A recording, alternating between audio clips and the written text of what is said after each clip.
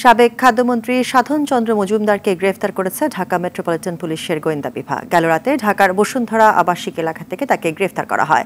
এদিকে আওয়ামী লীগের সহযোগী সংগঠন কৃষক লীগের সভাপতি সমীর চন্দ্রকে গ্রেফতার করেছে ঢাকা মেট্রোপলিটন পুলিশ। গেল রাত ১টার দিকে তাকে গ্রেফতার করা হয়। তার বিরুদ্ধে রাজধানীর একাধিক থানায় মামলা রয়েছে। যশোর জেলা আওয়ামী লীগের সভাপতি শহীদুল ইসলামের মিলনকে রাজধানী থেকে গ্রেফতার করেছে ডিএমপি। গেল রাতে তাকে গ্রেফতার করা হয়।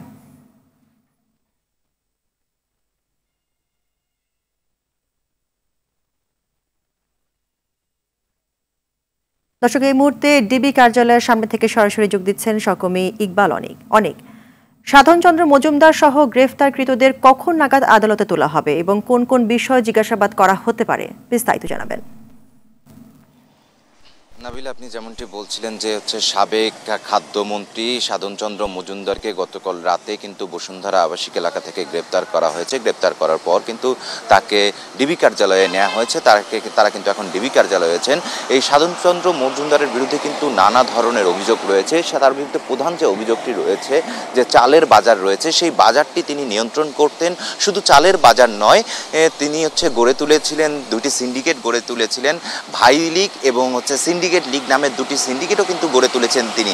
এবং তার বিরুদ্ধে আরও অভিযোগ আছে যে বিভিন্ন সময় বিভিন্ন কারণে কিন্তু তিনি যেসব উন্নয়নমূলক কর্ম হতো বা টেন্ডার হতো, সেগুলো থেকে 20% হারে তিনি তার কাছে চাঁদা নিতেন বা তিনি অবৈধভাবে এই টাকা উপার্জন করতেন বা তিনি নিতেন। এবং শুধু এই নয়, তার এলাকায় কিন্তু তিনি প্রভাব বিস্তার করেছিলেন এবং প্রভাব বিস্তার করে দীর্ঘ সময় কিন্তু বিভিন্ন মানুষের জন্য নিপীড়ন চালিয়েছেন।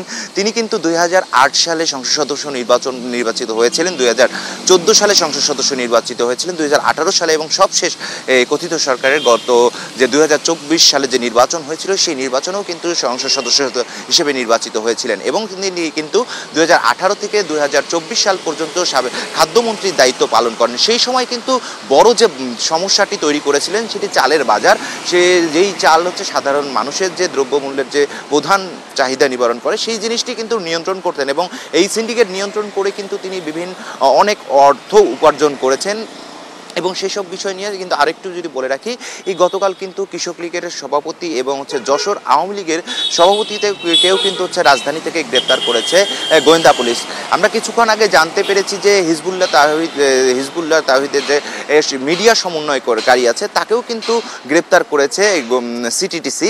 তো তাদেরকে কিন্তু আমরা যতটুকু জানতে পেরেছি দুপুর নাগাদ তাদেরকে দুপুরের পরপরই তাদেরকে কোর্টে তোলা হতে পারে। এবং অন্যান্য যে মামলায় 5ই আগস্টের পর যেসব মামলা হয়েছে, সেই সব মামলার প্রেক্ষিতে যাদেরকে যে প্রক্রিয়ায় রিমান্ড চাওয়া হয়েছিল 10 দিন, তাদেরকেও সম্ভবত আমরা যতটুকু তথ্য সূত্র পেয়েছি, তাদেরকেও প্রতিজনকে 10 দিনের করে রিমান্ড চাওয়া হতে পারে।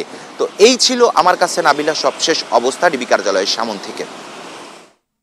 ধন্যবাদ অনেক আপনাকে।